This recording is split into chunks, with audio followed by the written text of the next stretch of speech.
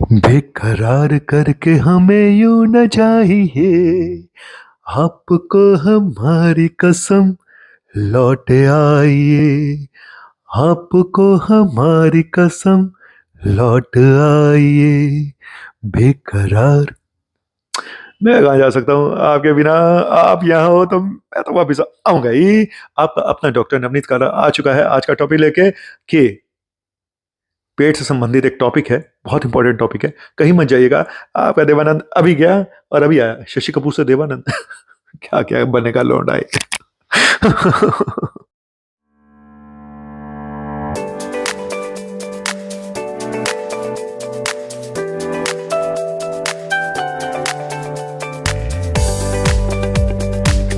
हाय, good morning, सत श्री अकाल, आदाब, नमस्कार, वणक्कम, जय हिंद। कैसे हो दोस्तों? मैं हूं आपका अपना डॉक्टर नवनीत कालरा। अ, सबसे बड़ी समस्या लोगों की है कि उनके पेट खराब रहते हैं। जरा सा कुछ खा ले पेट भारी हो जाता है, गैस बनती है, एसिडिटी होती है, टॉयलेट जाने का मन करता है, कभी लगता है कि टॉयलेट आया है, कभी लगता है नहीं आया है, कभी कॉन्स्टिपेशन रहता है, दिन में 3-3 4-4 बार बैठे रहते हैं जाके सीट के ऊपर और गाना गाते रहते हैं, आती नहीं कि आती नहीं और जाती नहीं। तो ये जो पेट है, कुछ प्रॉब्लम्स, कुछ लोग कहते हैं आईबीएस है, कुछ कहते हैं जी ये एसिडिटी है, कुछ फलाना कुछ ढिमका। लेकिन मैं बात करूंगा गट बैक्टीरिया की, गट हेल्थ की। गट हेल्थ मतलब गट बैक्टीरिया।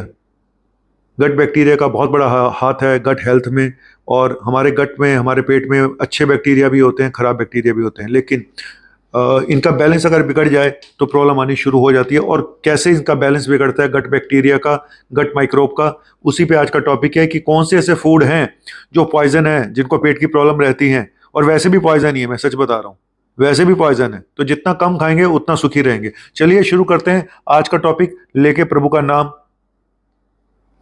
सिया राम सिया राम सिया राम। चलिए, तो सबसे पहले आता है इसमें डाइट सोडा, है ना। आजकल बड़ा फैशन है डाइट सोडा, डाइट ड्रिंक्स। मैं नाम नहीं लूंगा, आजकल एक बड़ी फेवरेट है सबकी। तो फिर मेरे पे केस हो जाएगा, आपने हमारा नाम ले दिया। तो जितनी भी कार्बोनेटेड ड्रिंक्स होती हैं इनमें आर्टिफिशियल स्वीटनेस होते हैं, चाहे सुक्रोज हो, सुक्रालोज हो, एस्पार्टेम हो। तो ये सब जो है आपके गट के जो बैक्टीरिया है उसको खराब करते हैं, उसको इम्बैलेंस करते हैं और आपके हार्ट के ऊपर इनडायरेक्टली असर आ सकता है। और बाकी भी प्रॉब्लम्स देखी गई हैं कि गट का जो गट बैक्टीरिया या गट का और हमारी हेल्थ का, बॉडी का एक एक्सिस होता है, वो इम्बैलेंस हो जाता है अगर आप ये सब चीजें करेंगे तो। दूसरा, रेड मीट, लाल मीट। रेड मीट जो होता है उसमें एक कार्निटिन नाम का कंपाउंड होता है। जब वो इन गट बैक्टीरिया के साथ मिक्स होता है तो ट्राई मेथाइलमीन ऑक्साइड करके, TMAO नाम का एक केमिकल बनता है, ट्राई मेथाइलमीन एन ऑक्साइड, जो कि बहुत ही खतरनाक होता है। और ये देखा गया कि आगे चल के ये केमिकल हार्ट प्रॉब्लम भी कर सकता है अगर बहुत ज़्यादा बनना शुरू हो जाए। तो इसीलिए कहते हैं कि रेड मीट को अवॉइड करना चाहिए, ठीक है। तो सबसे अच्छा नॉन वेजिटेरियन के लिए फिश है, और कभी कभार आप चिकन भी खा सकते हैं, या फिर लीन मीट आप कभी कभार ले सकते हैं, ठीक है। लेकिन बेस्ट होगा अगर फिश खाएंगे तो, जो नॉन वेजिटेरियन है, बाकियों के लिए मैं नहीं कह रहा हूँ। और एग खाना है तो एग वाइट एग खाएं, उसके में भी आऊँगा आगे।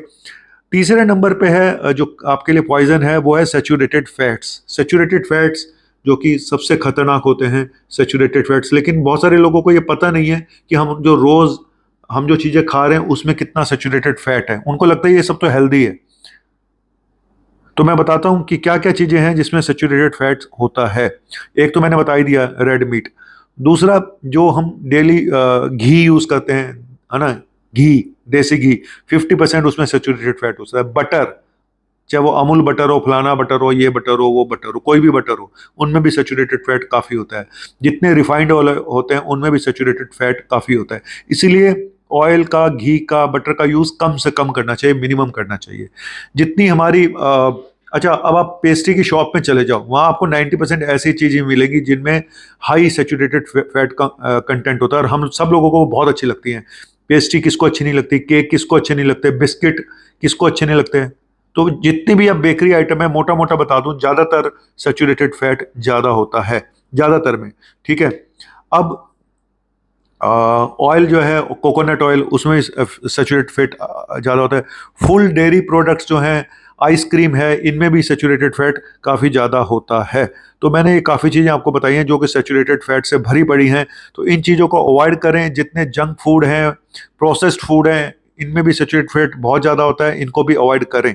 और ग्लूटेन, ग्लूटेन जो व्हीट में होता है, जौ में होता है ना, बार्ले में और गेहूं में, और तो ये सब चीज़ें जो है जिसमें व्हीट होगा, जिसमें ग्लूटेन होगा, वो भी पेट में प्रॉब्लम कर सकता है। तो जिनके पेट बहुत सेंसिटिव है तो उन वो ग्लूटेन फ्री डाइट एक बार को इस्तेमाल करके देख सकते हैं।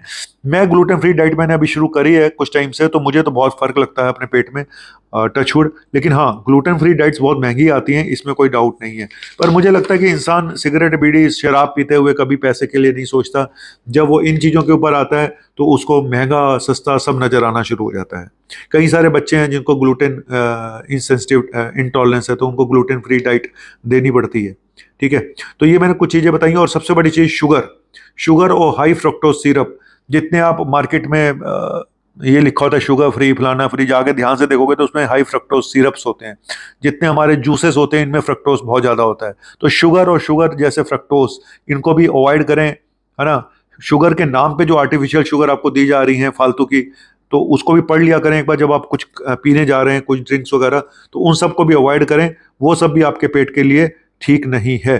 तो मैंने, और सॉसेस, बड़ी सारी सॉसेस आजकल जब आप कुछ जाते हो बर्गर पे, डिस्कवर, पता नहीं कौन कौन सी लाल पीली हरी नीली सॉसेस डाल के दी जाती हैं, सोया सॉस, फलाना सॉस, ये सॉस, बहुत सॉस, बस। तो ये सब चीज़ें अवॉइड करें। और क्या खाना है वो मैं अगली बार बताऊंगा। आज सिर्फ ये बताना था कि ये जो पॉइजन है ये आपके लिए जहर हैं, इससे दूर रहें। ठीक है।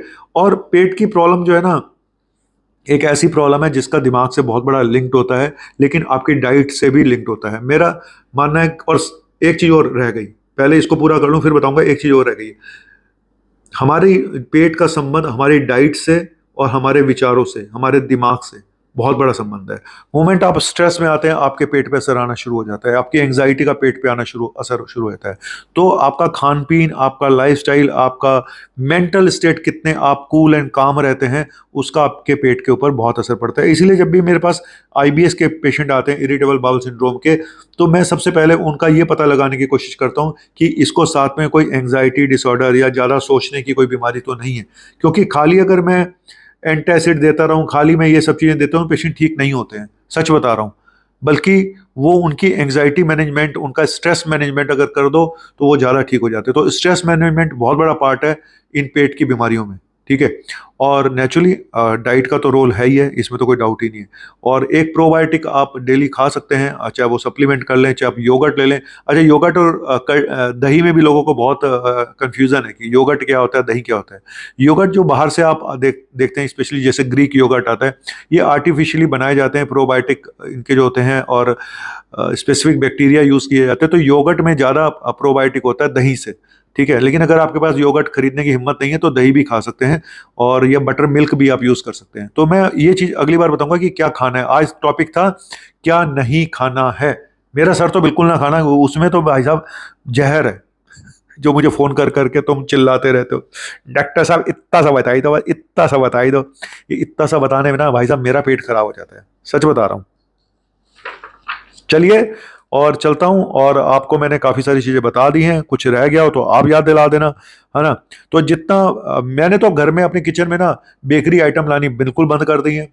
पहले होते थे हमारे किचन में, हमारे हिंदुस्तानियों के किचन में अक्सर आपको बिस्किट नमकीन तो जरूर मिलेंगे, ब्रेड जरूर मिलेगी। तो ये चीज़ें जो हैं सारी बेक्ड आइटम है, बेकरी की आइटम है।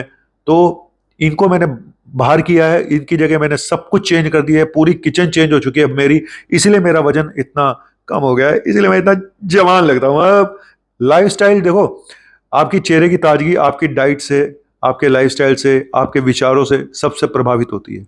आज आप डिप्रेस हो जाए, कोई बात हो जाए, आपके चेहरे पे 12 बज जाएंगे, आपका पेट भी खराब हो जाएगा, भूख भी लगनी बंद हो जाएगी, है ना। होता है ना ऐसा, सही कह रहा हूँ ना। चलिए, शुक्रिया, थैंक यू वेरी मच। और हम आती रहेंगी बहारें, हे जाती रहेंगी बहारें, दिल की नजर से दुनिया को देखो, दुनिया ही हंसी है, हो आती रहेंगी बहारें।